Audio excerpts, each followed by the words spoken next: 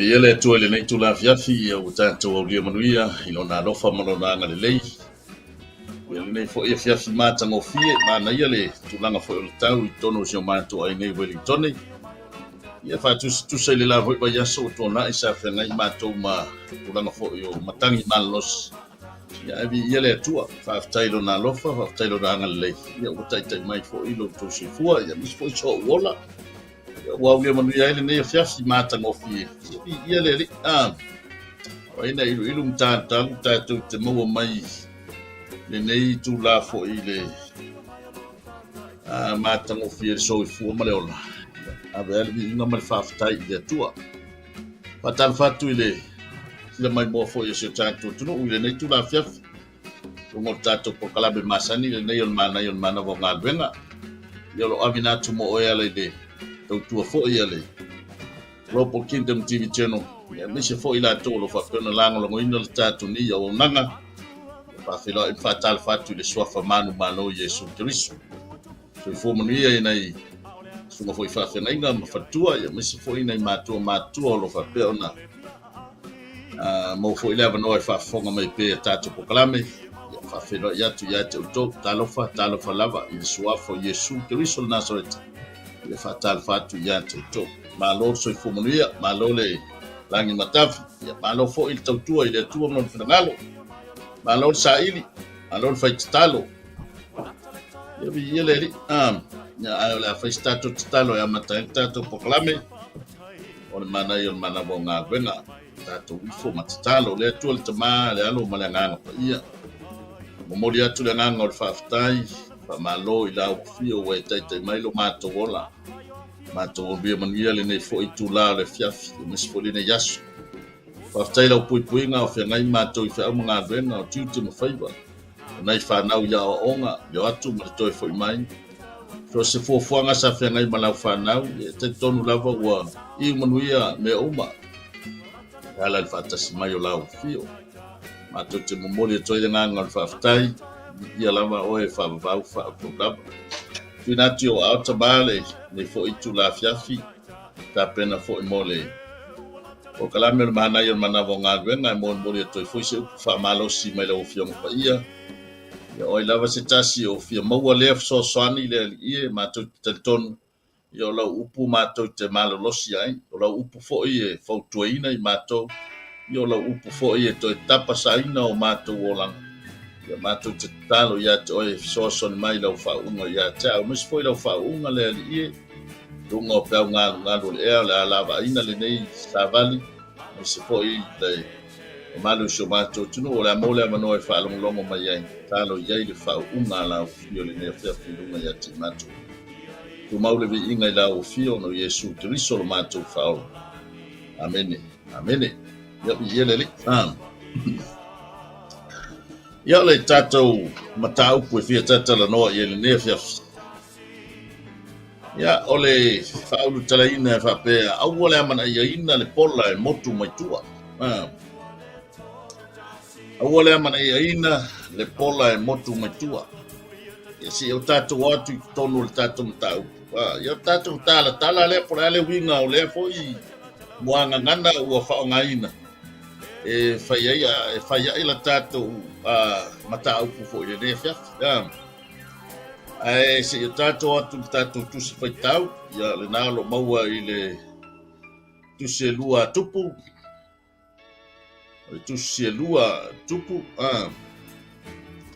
ya pole lua tupu ya e tolu na fai upu e fia faitawina ai e kava atoa lava tu le tato mata upu ile Kava tola ba tus faita tatu ya na fai upu ya tolu o mai ile nganga sava di fu ne fia ya ole lua tupu ta pu lua ya le fai upu iva fai upu sfulu ya mal fai upu sfulu lima ya le la au fa fu mai la fai tawina wa uma ona la sopo yantu ona fai atu leo Elia ya Elseia Fai mai pe se mea o te whaia mo oe. manu o le ia vesina o ia te oe. Ona fai mai ai leo e seia, ia whaalua mai lo nganga ia te. Ona fai atu ai leo ia, o le mea fai ngata o e fai mai ai. A fai e te iloa mai au pe a vesina o ia te oe. Ona whapea lea ia te oe. Ai a fai e lea ai. Ona le whapea lea. Ia mai fai upo suma lima. O ilo mai foi o ia e so o le au profeta o ia riko i le mea ilo atu ai.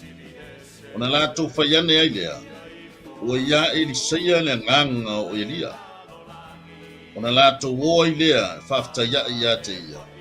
O lātou wifoto ele ia te ia. Whamanu ia mai le tua e tu sai male fai tawina o lana whionpa ia.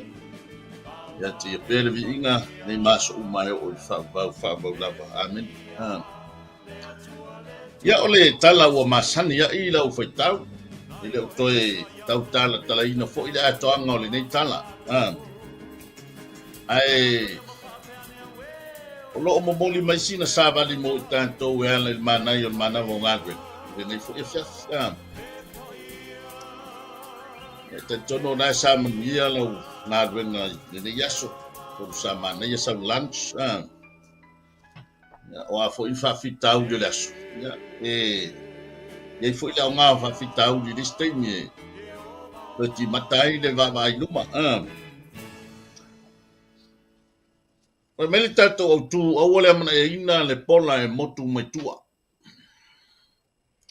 Ai tanga i le lei i le atoanga o le tala le nei. O le tuli a puina e Elisaia o lona mana onga ina ia maua ma ia taunu. Ia ta tonu lale manatu. So se tasi ia lona mana onga. Ia se mana onga na te whelwai ma oe, o le fo te whelwai ma au se mana onga ia te au. E leilo mai fo ia lista ngata le mana onga le tonu ia te oe. Ai o le me lilo le tonu le loto lava o le tangata ia. O le tuli a puina o lona mana onga ina ia tini, le wha moe o le mea o lo mana o iai. Ai tanga ila i le manatu au tu o le neia fiafi. Aua le amana e ina le pola e motu mai tua. Ona e tanga ile le tuli a puina ma le tuli matai ina e Elisaia o lona mana onga.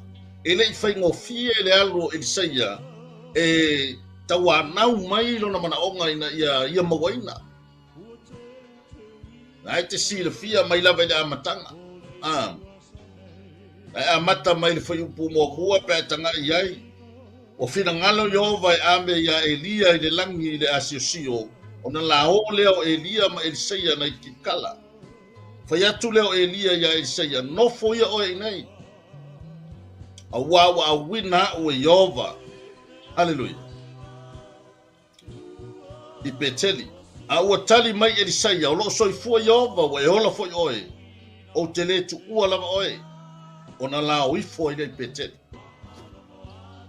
Ma tua le iai i peteli le to tele fo i le au so po i la tou o e tani tonu fo i le au profeta. Te tonu i le tua. Hallelujah. Ona o mai leo Elisaia.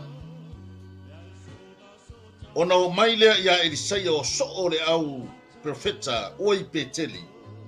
Wa fai mai ia ante ia. Wa eilo ea o le aso nei o le avese i Yehova. Lo matai ia toi. E lo e o le taimi o le te savali atu te anga i e tuli matai lo wha moe. E ia se si u leo e wha vai ia toi e anga i atu. A ia e tatou matala i foi. Langa o vahenga umahanga no proceso mana unga le te anga ia. Ele mawhai o na au mai suo a malu ina ia te oe se tali o le mana onga. Langa te tau na e ui mua i mea whaingata. E te tau na e tofo mua i ni whawhita uli. Ia ona mawhai e lea a whai e te malo ai, manu malo ai. Ia ona mawhai lea ona o atu i le mea tau o le ata mai o le mea tau. Pei fo le upua kakou Wata mai tau lele. Haleluya. Ia vai o so o le profeta. O ila tau e tau tu malolosi e tau anau manui ia le. Ava ia se upu fa malosi so le se fa malosi ile ko umilo maftanga masau. A le upu le wa mai. E pe falling mai. O le ale tai le mai maur kai me ki ko e alu e pe e tuli loa lo matai. O ngale ave se inga lo matai mai atoi. Ai le vai ia sai. Ile fa pe na vea upu tau fai ai la tau ia. Ma me na fa pe ai lo sai ia ku ia la elia ia. Ia isa na wa sai. Ele inga kai foi la ile me utu. Uma mai peteli fa solo atu Jericho o le me la vetas. Ma wo o tu foi Jericho wo mai foi la tau le o le pole o so o le profeta. Wala tu fai mai foi le ngana la vale tasi oi lo na la ave ese lo matai mai ate oi. Male lilo ai le uso. Au so o yo le profeta. O lo ia se mana onga lilo i tono le loto e sai. Hallelujah. Ele i vai e sai langa laia. Lai o lai e yai le mana onga i tono ya te ia. Ia le atua. O ina le na o fau mai ai se au tu e fa au tu iai manatu le nei a fiafi. Au le amana e aina le pola e motu mai tua. O le pola le na e motu mai tua o upu fai mai. O upu tau fa vai. Hallelujah. O upu ele ese upu fa malosi. Bona upu e solo muli ai. E fa aftai fo ina to ina o sia tanto tudu. Ila tu da fau ina le nei mo anga ngana e se fo matanga o fi. O le amana ia ina le pola e motu mai tua. Kele ilo ia to e pole asa u fa fonga fo ina kua ama fa ina ina o le a mo anga ngana. Esa masani e fo la fa longo ina to ina o fisio matu fo ia inga ila vai tau. Apa u se pola mai tala o le fale po tula po le pito iluma. To pola fo ye sisi lunga pola ma ku ilalo. Apa u fa fo se ila se pola po le taimi o le taiao anga ia tu le wauti. Kasi ale pola e pa u. Kena fa longo tu lola ia nai to ina po sino ma ku fo le ai ngolo fa pe mai. Ka penga se me ai de lo fo po ni malo le au mai ni wauti ni yasu. O sia la tau le tali tonunga ve mai apa ule pola i le tala le fale pe pa u se pola o ma fale. O lo no inga yai malo o le a fea le ainga e se malo. E ni malo asias. Ai la me tupu pe pa u le pola le pito tua. Apa u le pola o na maua le o le upunga ve mesile o le pola lava o pa u vale. Ai le si fo i tali tonunga na ufa longo ia. Apa u le pola i motu tua o fa pe mai le ko inga. Ia po ai fo se asa monga o sau, ai fo le fia ai. Vai langa o le ami o la vai a so tangata e sau e samo. E sau e ui mai le tala tua. E sau e fa pe mai a pe mo kwase au fa i se fa ele me ai ngi ai. Hallelujah. E ia la ia tali tonunga e taunu. Ia foi ni sta tonunga ile ai on fa pe ile. A wa tatu jamna ia ina le pola e motu mai tu. Hallelujah. Ia ngai ke ko ngai ko ingai la vai ke mi ngai do matua. Le la wa e tanga ai. Tinga wa fa lungo ku il sai ai upu le u fai. Me e lo ngai la e se inga la sa nganu ai fe. Toi longa la ave ese lo matai mai atoi. Me le tali ai se il tangata o lo o maulo tantunga. O lo o e yai le manuia o lo anga yai o lo alu e tuli matai. Tu mai wa. Hallelujah. Man fai mai lea o ia wa owi lo lava so ia le fai mai ai. Hallelujah. Ta nga ia tu le o le la.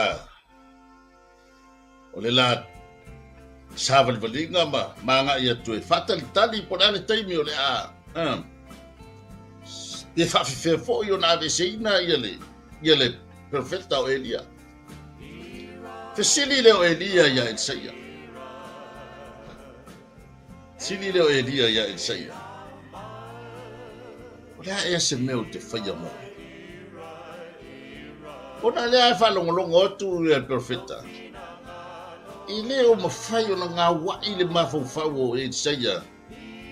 I a te ila tau mala tu fa matalanga ye fai. No le ai alu e ka mulbudi ale me ye dia polo no matai. Te sili lo le o Isaia. Ona ase me o te faia moi.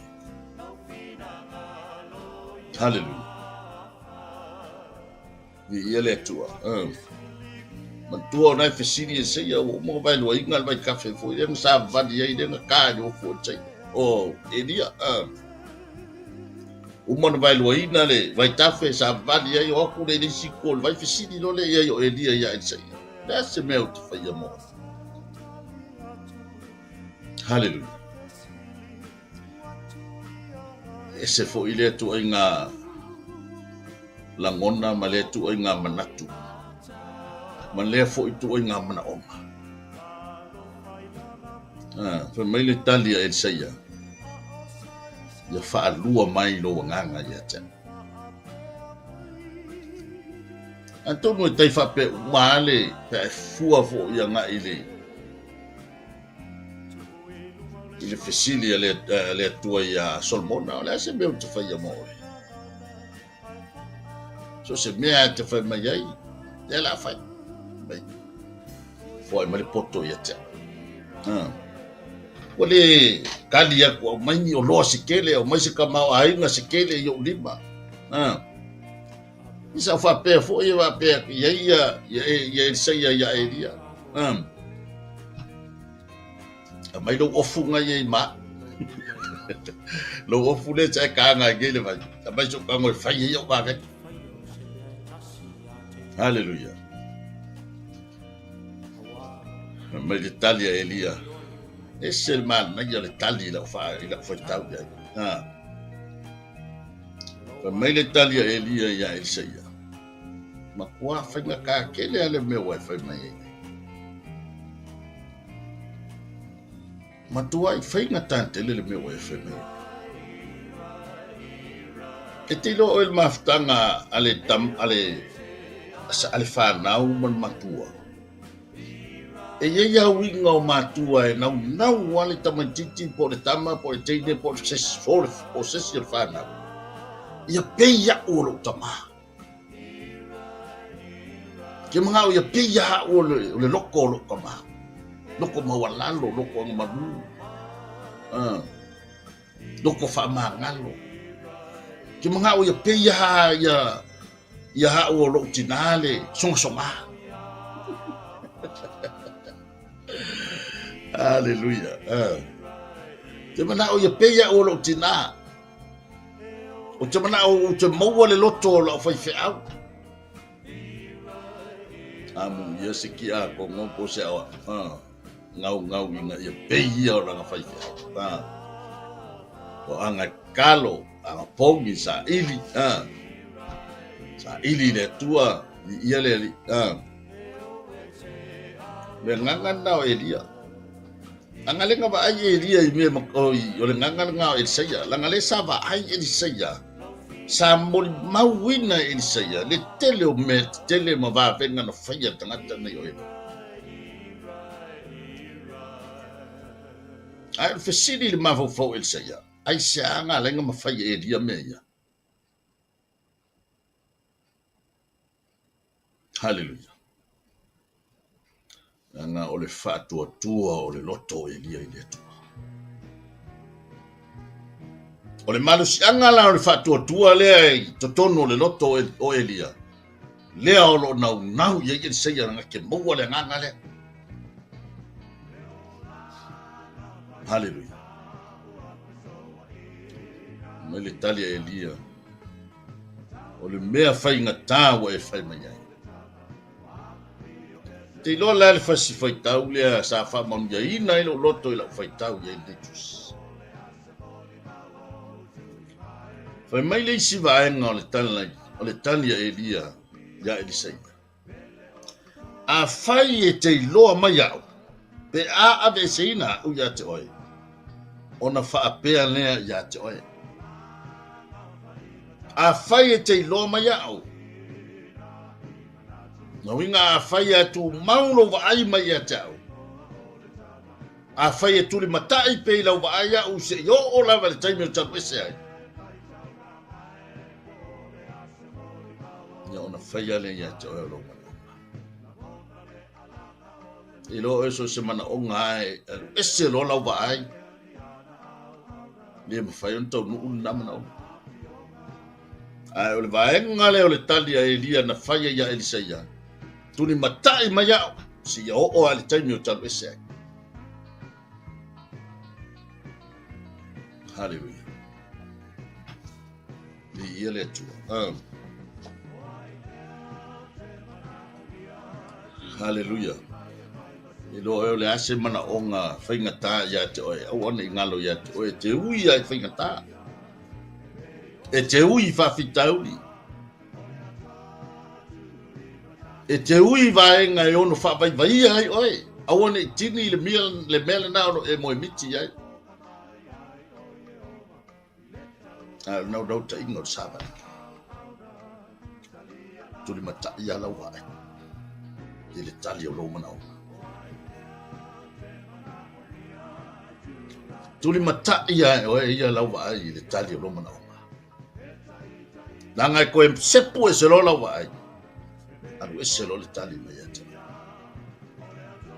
E koe sepu lo lau ai. Se lo mafofa. No ta inga o savali. A wale mana ia ina le pola e motu mai tua. Langa o mea ngai ave ese mai ia lau mafau. Mai le mana onga naulo e nau e tau. E tuli. Hallelujah.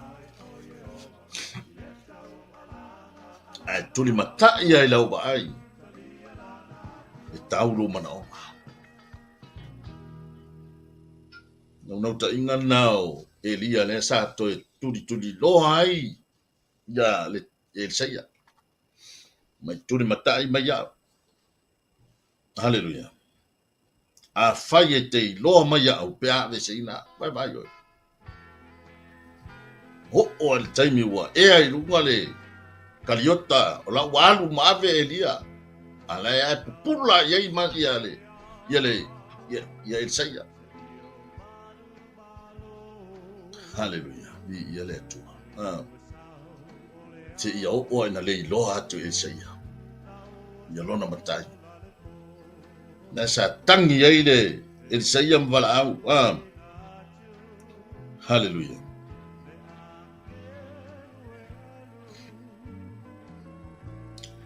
Lo tamai le kariota o Israelu e. O Israelu mana au e te solo fanua. Mai leo le isi whai wana le to i loa atu o ia. Se ia o ale taimi wa nimo atu ai. Ia le kariota ma Elia. Ile wa aia Elisaia. Ea wa kingi ia le vele sa whai ia Elia ia Elisaia. Tuli matai mai a o se ia o taimi o talu ese ai. O e whafonga meila neia fiafi. O le a se mana o ngā o nae te nau iai. Nai te baba ai pe tini pele ai. E ia lao na le tini wai le tuli matai lau wa ai lo mana onga. E ia lao na le tini o na wai amana ia le pola e motu mai tua. Hallelujah. Ai a whaia e tuli matai lau wa ai lo mana onga a to ai mana nganga o le whatua tua i le tua. Ia ona tini le o le wha mai moe. Ia le tua. Ni tio fo ia le. Talai ngā le tua ia Isaia. Aua te fefe, awa o te ia te oe. Aua le fetepa te pae. Awa o a o lo tua o te whaamalo sia oe. E moni o te fesoasoani ia te oe. E moni o te tau fia oe lo 5 tau matau. Iai lea mi o tonu. Isa ia whasutasi whai upusipu. Hallelujah. Le tu mau ma le mawaa o le tātou mawhauwhau I le atua, ma tātou whatua tua I le atua. E tuu iai le mana onga le nao lo e nau iai na ia tini ma whatau no. Ia wao iai lawa le tātou talitonunga. Tātou te mawhaia mea uma le whamalo si mai o le atua. Nai whamai le Filipe e whaano na whauposu mantonu. O te mawhaia mea uma lava. I le whaamalo si mai o Keriso. Ia te. Hallelujah. Ia le. O le whatua tua I le tua. Langa o le mea pito I siri lea. O le o ngā tonu lea o mea te tele ia na whai Elia. O le o ngā tonu fo I le lena nau iai Elisaya na te fia maua ma ia Elia. O le malosi o le whatua tua o Elia. Hallelujah. Ngā kongu ale sa ave sa o ia le mana o ngā whako ai sa o le mana o ngā. I le o ngā tonu lea o ngā tonu ngā le mū lea o le loto Elia. O lona whatua tua. Mai vai lua mai lua nganga ia tia. Hallelujah. Ia whai mai le whata o te tonu. Whai upe 5. Ia whatua tua ia Jehova. Ma lo loto atoa. E ua le whalango I lo tātou o tamai. Hallelujah. O le whatua tua. O le o ngā tonu ngā le mū lea o ngā ruenga te tele na whaia Elia. O le nau ta inga fo ila lea o le profeta o Elisaya. Vai lua mailo na le nganga o lona matai ya te. Ia matautia fo I le tūra mai o Elisaya. Matautia fo I te tele o mea na ia whaia. Hallelujah. Ngā maka I le ofu fo I lea o Elia lena pau mai. Tango kulo me Elisaya ia ka I vai kafe. O kere o idoa ia vaenga ngā po le mea sa ka whaari I le li o Elisaya. Aga sa ka vai kafe vai o feo ia I le tua o. Hallelujah. O I fea e Jehova le tua o Elia. Ia o ke I Elisaya vai kua vai lua I gan vai ta. Hallelujah. E te tele fo ini vavenga na whaia Elisaya. Le mawhai taudia fo I le malo losi o talaanga o mea tutupu. I le tūlai mai fo I o Elisaya. Aisha, nganga ua tini le ana miti. Nganga ua taulo na wha moe moe. Hallelujah. Wa ia lea mana ia ina le pola lea sa motu I tua ala ia te I lātou oena whai upu mai. Ala le mea o tupu ia te I lātou ia o lātou ia o le au so o le profeta I lātou ia le la o te whai upu. La mea o tupu whai upu su malima. Le sa tātou whai tau ia I na whai I tātou tus whai tau. O lātou ana na toenga ngana whai mai. Wa ia Elisaya le nganga o Elia. Ayo. Ila toa ia le sa tau kainga ngau to Elia o Elisaya ia Elia. O ila tau fo ia le ua la tau toenga ngana ile ina wa ai atu wa vai lua inga vai kafe. Of the way so le esta wa. Wa mau ka ko ka mo Elisaya le nganga o Elia. Te ron me mata dia na sa tupu ina. Mai wala to wifo to ele ya te ia. Ifo ya te ia. O feo ia la to upu ka fai nge ya Elisaya. Ole. Ngai la ave e sea lo matai mai ake oi. E saya ku umaya uia. Awa ku ki koi fai mai ake. Langa o fōlinga o le tali le na e saya. O lo au mai e ia te tātou le nganga. E leo se nganga le lei ia le wha ia tala ia le au so o le au profeta ia le wha ia. Nai tangia mai le tali le na e saya. Au wat koi fai mai ses. Nui ngau ngai ata mai ngai leo se fautuanga le lei tala le awari ia le na wha ia e saya. La tau mo fai e poloka le whatua tua e saya. Poloka e saya awang e yaulo na wha moi moi. Hallelujah. Nā lava sa le alme utupu. I la toua nei le sa fai ia e saya. Pai mai wa la tau wifo to ele ia te ia.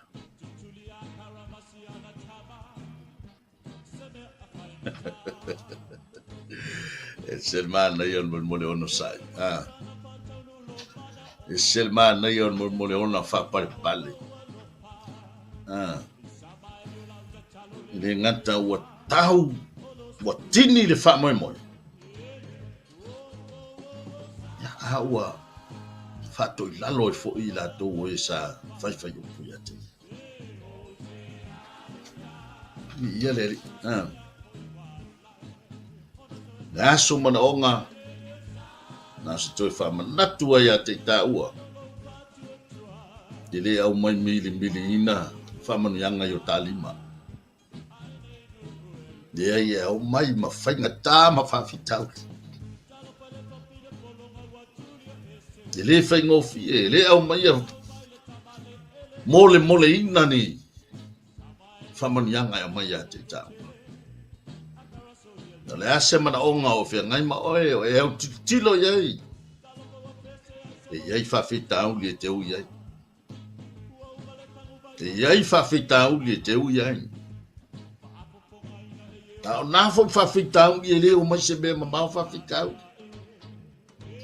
A tono au le malu o sio whai. A tono lalo lava o le malu o sio whai ngā luenga. A tono nisi lava e pele ia te oe. Nā tau te toi whai aku ia ke oe. Ma kau ma whai ave ese mai oe. Ina ia awane tini lofa mai moe. Hallelujah. Ia le li.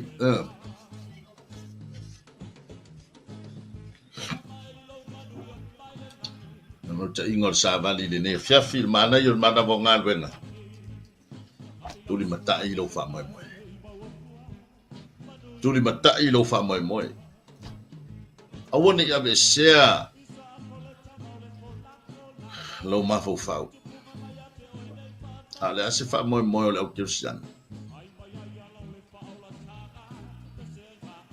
To fia ila to wa fe ile ala. Fa me wo fiu foi fa kari Jesus.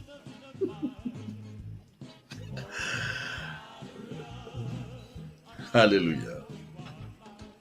To fia ila to wo to fo ia ile mesa ia wo ese mai fa tanga le ali.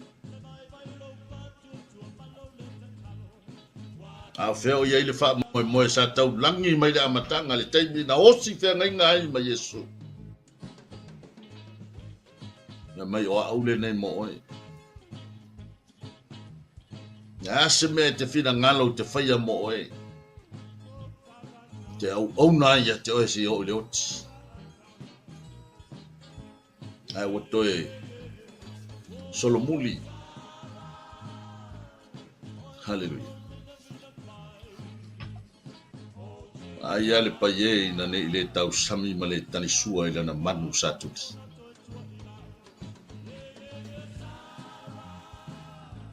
Leo toi mamau le fio mai o leli. O ani ti ngā mani whawhita uli o fet ngai mai tā ua o tā vava ai atu wha moe. Wha moe le lena whai mai ei Paulo. Wa ai a Yesu o lo tū mai le tini. Hallelujah. Wha moe na e turi a si ai ai le tātou sāwaringa. Whailata te lape le tā sāwaringa le ala. Matao ese mai ai ona ua tāmana ia ina le pola e motu mai tua. Ua tāmana ia ina wha matalanga ma wha fitau le tutupu le ala. Ia tālo whai. Ia tō mau no tātou nau nau. Pei ole nau nau o Elisaia. Ele I fo'i a Elisaia. Sa tō mau a le nau nau o Elisaia ina ia tini lona wha mai mai. Wha pena umatau. Hallelujah. Mana ile o mana vo ngalwena mo tau le ne fiafi. O ani fa fitauli. Taunsa. Anga o le fatu tua le tonu le loto elia. O le fatu tua e mawhai e ona on sai tangata.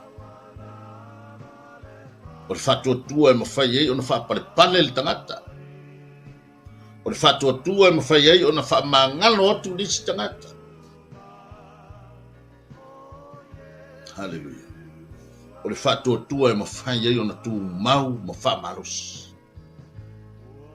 Na tonu ale na nau ye ye sei.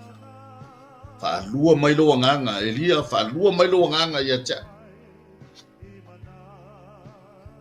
Atala no il fa lua o le tapo pos. Me no ngai fa ye fa to e sei. Ai manga o el sei si fa koku e lunga. Hallelujah. Ya ye le tu. Ngala lenga makoi faya ide lo sei. Ngawa wa fa'alua ina lona fa'atotua. Po wa fa'alua ina le malus anga o lona nganga. Ile nganga o Elia. Ya, o le upule mole. Mana yo mana vo ngalwenga le tu la fia. Ya, o ani lava singa o toi. Ya, tau ina ia. Mo aumuri au pele. Anga le leio le tua e. Tau taia le tātou sāwalinga I tū lāwhu I tō nea fiafi. Whau tui nai fo I tātou o whawhonga mes fo I le. Nā tō le whenga sorai I tau tua nā fo I le. Saunga le mū I lunga o le tele, mes fo saunga le mū tono whale whai ngā luenga. Ia po tono fo I o ainga. Tono fo I o nai whai sau kuka msau ngā senga nea fiafi. Ia tau tua nā fo I lo saunga le mū. E whale a mga I am whale a ngoa I ngai fiau whai kongore mkuka. Ya la vele lima se tu lo po la se me tu pe mu ya ona ke ya le o mai mau ko isi aso fai ngalo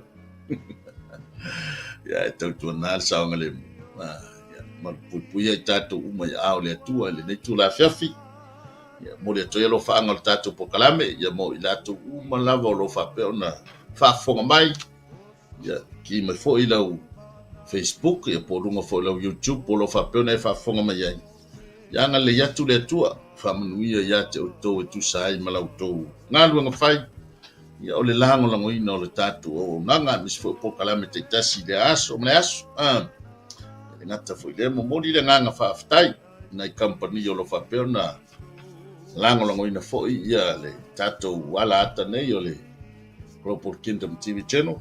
Ia, mo mori le nganga whaafitai tele lava le lau tō ngā luenga le lei o lo whapeo na tau veina ia tu sa lea ma le lango lango ina o le tātou ala ata nei o le Global Kingdom TV channel whamanuia lea tua ia te utau ia mori atu fo I alo whaanga o le tātou paklame ta mama tua ia anai lo whaafanga mai ne fiafi anai tal tofi me se fo to fina ya sia fa manu ya le to le ainga lo telefone mo to este mi tato fe lo ai fa sta tele fa fo mai lo fa fo imos na yo ma tua fa nganga ya a felema felila mo la tatalo me se fo ma tua ya ba o ka fo ima no fo fa sta le to talo o lo manu ia pe nga luen fai ole yo na iva la wina ya na ai nga fo yo wo mai masani o lo fa pe ona fa fo mai ya lo fa tele a mo to fa tele le fa fo mai fo le tato ko la me ne fef Ya, me sele nganga faftai sunga fatonu, sunga ya Mike Bretta, mas foi fatua ya Sarah, tai mo ne noa. Ya, ele o se ama no titi le tau talangia o le fionga pa ia le tua. Se ama no fa auro. Na o maua le ia fia le loto maua le ia noa. Ia fa ngai nai se fa tau va e fola ma fa sofo i le fionga pa ia le. Fa manu ia le tua i le sunga Mike Bretta ma le tua. Suranga fo tofi ma tuti o lo fenga ia. Ia fa manu ia o lua. Fa manu ia le tua ia te o lua. Ia e o le afalita tu tano. Fa mai al tato po kala me ne fiaf. Mo le atu le nganga fa aftaita ma aftangali lolo nganga pa ia. Ngona pe o mato loto e tele o tu la fo ina lava i mato. La ngona o i mato o ne o na ele o nga ma fata wa ai lu mo la o fio. Talo le nganga ma fa mo lalo. Ia tu ma walo nganga pa ia i lunga ia te i mato. Lo nganga le mato te ma fai ai so se mea. Talo fo ia o mai le loto le fa malos, le loto le nga wai ia male nau ia te oe le ali ia. Talo fa manuia i lunga o le nei fo ia la ata. Sunga fa tonu ia Mike Bretta male fa tua mi se fo le o nanga. Ia fa manuia fo ia te lato u malava mpa anga o lo fa peo no fa fonga mai. Na ta fo ilea o nei matua tonu mauta malawa. Ia o lava stasio mo i mai o tino, talo i lau fio, fa malo lo, fa mia atu ia te ilato. Talo lele nei tula fiafi tatou malau fio lele ia i tula toe, ni fiafi, ma o mai matou ni manuia mai ia te oe. Fa fte tele lau upu, fa malo si au ia te matou le nei fiafi. Matou te talo mala wantu ia wala ia Yesu Keriso, lo matou li, ma lo matou fao. O lona suafa o matou o le toe nei, fa fta Yesu. Amen. Ia fa manuia le tua i toe ngol nea fiafi. Ia no suafo Yesu. So i fua me inu ia.